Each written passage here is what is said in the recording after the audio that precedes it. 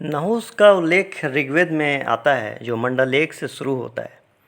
महाकाव्य महाभारत के अनुसार उन्होंने पितरों की मानस पुत्री विराजा से विवाह किया था। विभिन्न ग्रंथों के अनुसार उनके 6 पुत्र थे। उनका सबसे बड़ा पुत्र यति था, जो बाद में तपस्वी बन गया, और इसी कारण उनका उत्तराधिकारी उनका दूसरा पुत्र ययाति बना। पद्म पुराण के अनुसार नहुस ने भगवान शिव और माता पार्वती की बेटी अशोक सुंदरी से विवाह किया था। पद्म पुराण के अनुसार माता पार्वती और भगवान शिव एक बार नंदन उपवन में विहार कर रहे थे। माता पार्वती ने कल्प वृक्ष देखा और एक बेटी की कामना करी। तुरंत ही अशोक सुंदरी नामक एक स्त्री का जन्म हुआ। माता पार्वती ने फिर भविष्यवाणी करी कि अशोक सुंदरी का विवाह आयु के पुत्र से होगा। एक बार जब असुर हुंडा ने उपवन में प्रवेश किया तो उसने अशोक सुंदरी को देखा। उसे देखते ही उस पर मोहित हो गया, लेकिन अशोक सुंदरी ने उसे अपनी माँ की भविष्यवाणी के बारे में बतलाया। हुंडा ने फिर एक सुंदर युवती का रूप धारण कर लिया और धोखे से अशोक सुंदरी को अपने महल में ले गया, जिसके बाद उसने उसकी पवित्रता को भंग करने का प्रयास किया, लेकिन किसी प्रकार से बचकर अशोक सुंदरी वहाँ से निकल गई। अशोक सुंदरी ने फिर हुंडा को श्राप दिया कि आयु का पुत्र उसे मार डालेगा, जिसके बाद वह कठोर तपस्या करने लगी।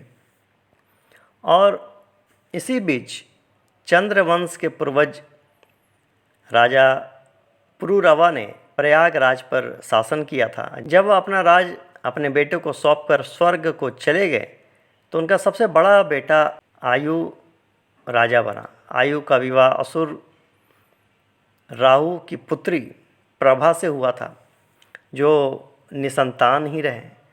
इसके चलते आयु दत्तात्रेय के पास पहुँचे और उन्हें प्रसन्न करने के बाद उन्होंने उनसे एक पुत्र देने का अनुरोध किया, जो ऐसा पुत्र हो जो महान हो, अजेय हो और पृथ्वी पर राज्य कर सके, उसमें सारे अच्छे गुण विद्यमान हो।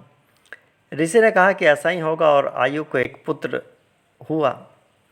हुंडा बस आयु के पुत्र के जन्म की प्रतीक्षा ही कर रहा था, क्योंकि उसे डर था कि अशोक सुंदरी का श्राप सच हो जाएगा।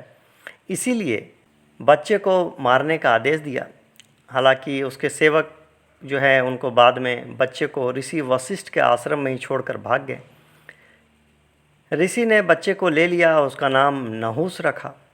नहुस बाद में फिर वशिष्ठ ऋषि का शिष्य बन गया। फिर बाद में वशिष्ठ ने नहुस के असली वंश का खुलासा किया।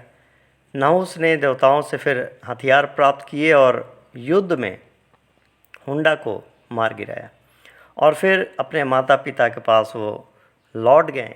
इसके बाद उन्होंने अशोक सुंदरी से विवाह कर लिया। ये छोटी सी कहानी थी नहुस और अशोक सुंदरी की। इसी के साथ बहुत बहुत धन्यवाद।